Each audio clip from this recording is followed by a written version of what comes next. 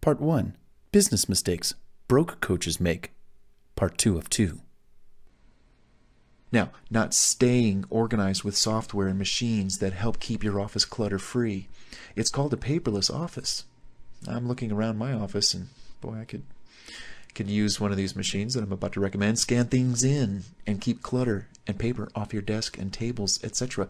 Check out neat.com, Neat.com, and other types of devices and machines that can scan your receipts in, scan your papers in, scan your notes in, just as best you can. And here's something else, at least once a week, if you can, once a week, just go around your office and spend 60 seconds. Probably do this per day, but spend 60 seconds just tidying things up. Put books where they belong, take things out of your office that don't belong there, empty the trash, do these things. Keep your office environment clutter-free. It's just so nice to be in a clutter-free environment when you're focused and concentrating and you're coaching other people. No distractions. It's just pure. It's awesome. Not tracking the money coming in and going out. Do this daily, weekly. So at the end of the year, you know exactly where to make adjustments and where to assign expense categories to and for tax deductions. Not tracking your time, not tracking how much time is wasted on trivial matters, and avoiding real tasks that can put money in your pocket, such as marketing and selling. Seeing clients in your home. Hey, it's up to you, but for privacy reasons and possibly lawsuit reasons and unforeseeable reasons, unless you have a close friendship or the type of coaching you do is, professional, financial, it still doesn't matter. Unless you have, like I said, a close relationship with a particular client, you've been friends for years, etc., etc., it's wise to have any client not visit your home. Better to rent a small office suite for $250, $500 a month. Just keep it simple, keep it small.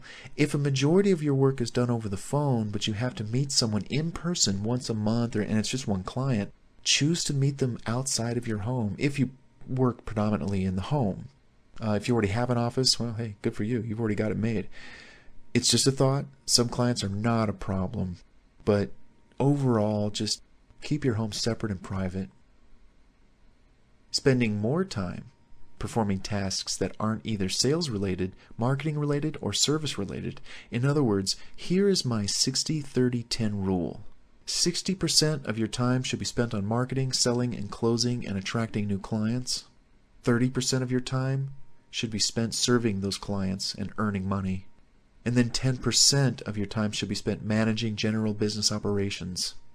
If you're not meeting that 50 to 60% of your time marketing or serving clients, what are you doing with your time?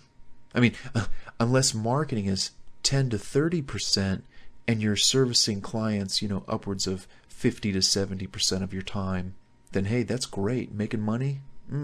Serving clients? Awesome. Not joining local business support groups for all the benefits that come with that. Support, leads, exposure, socialization among business peers. It can get lonely working at home as a coach all by yourself. It's good to get out. Invitations to events you may never have heard of until they actually mentioned it to you. Ideas for a new book, hook, or other use in your business. Not joining other business associations or subscribe to their newsletters to stay current with those industries. Speaking, selling, marketing, and other ones are essential to staying current with these important activities. So, look up 3 to 5 associations related to what you do and join them. Not trademarking your most popular coaching program names, workshops, or packages.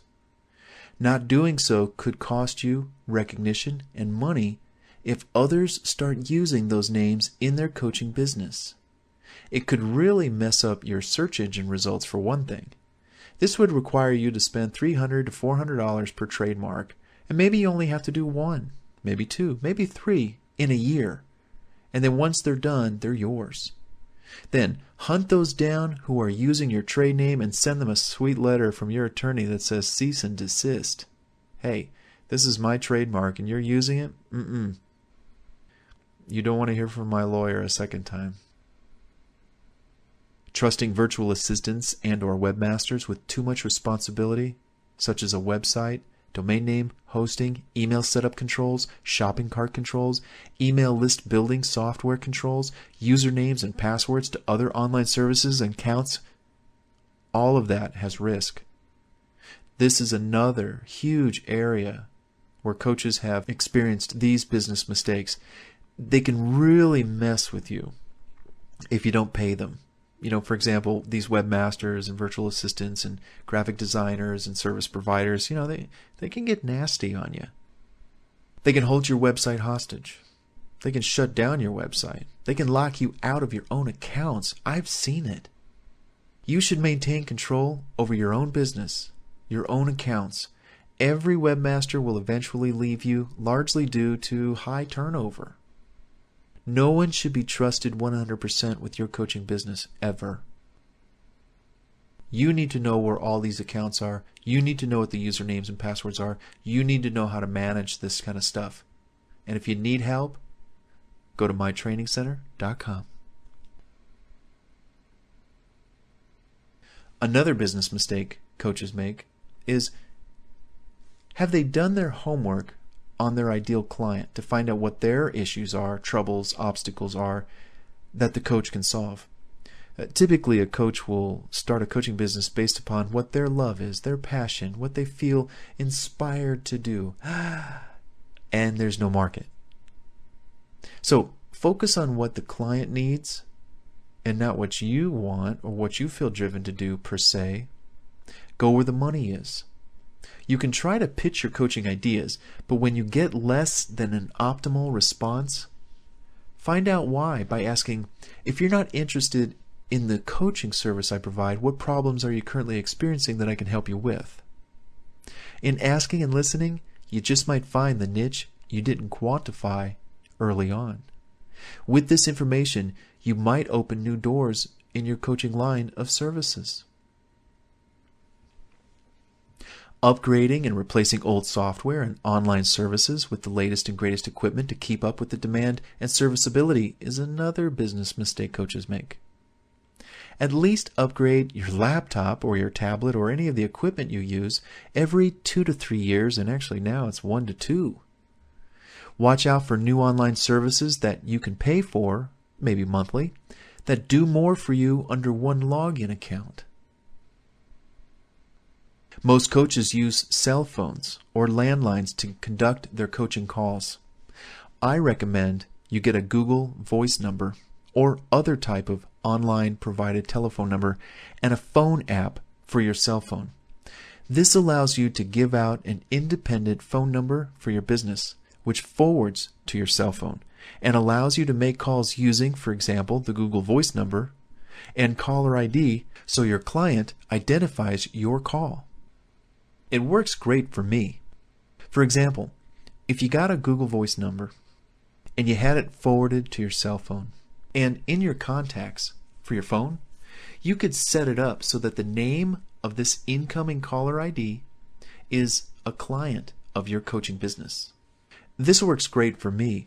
My customers and clients don't have my personal cell phone number. If it's a business call after hours, I recognize it by the caller ID, and I can confidently send it to voicemail and listen to it later. I don't give out my cell phone number, and don't you either if you can avoid it. When creating your coaching client agreements, be sure to use language that explicitly places the responsibility for any personal or business repercussions firmly on your clients. All contracts and agreements should be easily read and understood to deter any conflicts. Record in a log, journal, or diary how many hours you spend coaching and how many clients you've coached in your career. Include these stats in your bio. For example, I've coached over 10,000 hours and more than 400 clients in my career. This can be very convincing and reassuring to prospective new clients coming down the pike. When you don't hire an assistant or outsource certain tasks, it could be a big mistake because you're losing time, you're doing things you should not be doing, You're doing things that are taking the place of things you should be doing. So another business mistake is coaches don't hire an assistant as soon as they can, even to perform just the most smallest of tasks. Spend $100 a month to have an assistant do certain things for you. It's the beginning of you saying, you know what? Wow, I like this. I'm going to pay $200 and have another assistant help me with something else. And before you know it, your business is becoming taken care of by other people that you know, you've vetted, you trust them now, and they're helping you out. That's good. Because you need time to research, learn, grow yourself, and you can't be bogged down with the mundane day-to-day. You can't as a coach. Procrastinating, avoiding, and putting off business-related matters because you lack answers, know-how, desire, interest, work through it. Stay on top of your business. Not keeping an eye out for new ideas that can contribute to your coaching sessions, marketing efforts, or operating your business successfully. Now, we just went through a number of business mistakes coaches make. What other business mistakes come to your mind after reading or hearing this list? Make note of them and don't make them. Hey, this concludes Part 1, Business Mistakes Broke Coaches Make, Part 2 of 2.